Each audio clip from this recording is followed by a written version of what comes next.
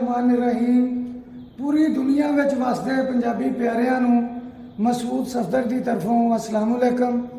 हुण एक मज़ाहिया पंजाबी गज़ल पेश कर रहे हैं।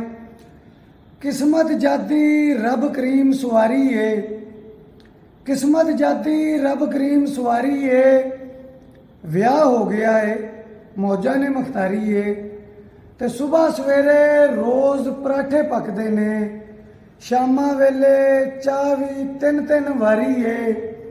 लोकां दा ते काम ही सड़दियां रहना है। सच पुछो तो जोड़ी बड़ी करारी है।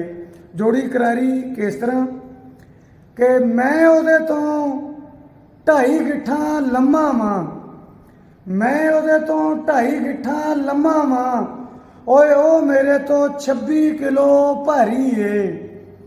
मैं उहदे तो 2.5 गिट्ठा लम्मा वां, ओ मेरे तो 26 किलो भारी है। ते मेरियां भैणां डैणा ते कलमूइयां ने, मेरियां भैणां डैणा ते कलमूइयां ने, ओए ओदी बाजी वेखो किन्नी प्यारी है। मेरियां भैणां डैणा ते कलमूइयां ने, ओए ओदी बाजी वेखो किन्नी प्यारी है। मेरी मां लई दलिया पकना औखा है, मेरी मां लई दलिया पकना औखा है, ओए ओदी मां दा कुल राशन सरकारी है। मेरी मां लई दलिया पकना औखा है, ओदी मां दा कुल राशन सरकारी है। ते मेरा BA पास भतीजा डंगर है, मेरा BA पास भतीजा डंगर है, ओए ओदा मामा 5 पढ़िया पटवारी है। क्या बात है। मेरा BA पास भतीजा डंगर है, ओदा मामा 5 पढ़िया पटवारी है। ते असन यामा वेच के ब्याह करा लिया चंगे रहे। अच्छा, यामा वेच के ब्याह करा लिया चंगे रहे। यामा की है, यामा बड़ी सवारी है। यामा वेच के ब्याह करा लिया चंगे रहे।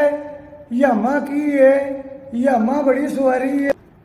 सोने का सैट उन्हें नकद खरीद लिया, सोने का सैट उन्हें नकद खरीद लिया, वो मेरे पैर की जुत्ती तक आधारी है। ते भांडे धो के आटा गुन्नना सीख चुके हैं, असन भांडे धो के आटा गुन्नना सीख चुके हैं। हुण फीडर विच दुद्धू भरन दी वारी है। वाह जी वाह। ते हर एक आर्डर दे पिछे धमकी हुंदी है, हर एक आर्डर दे पिछे धमकी हुंदी है। ओ बेगम की है, आसफ अली जरदारी है।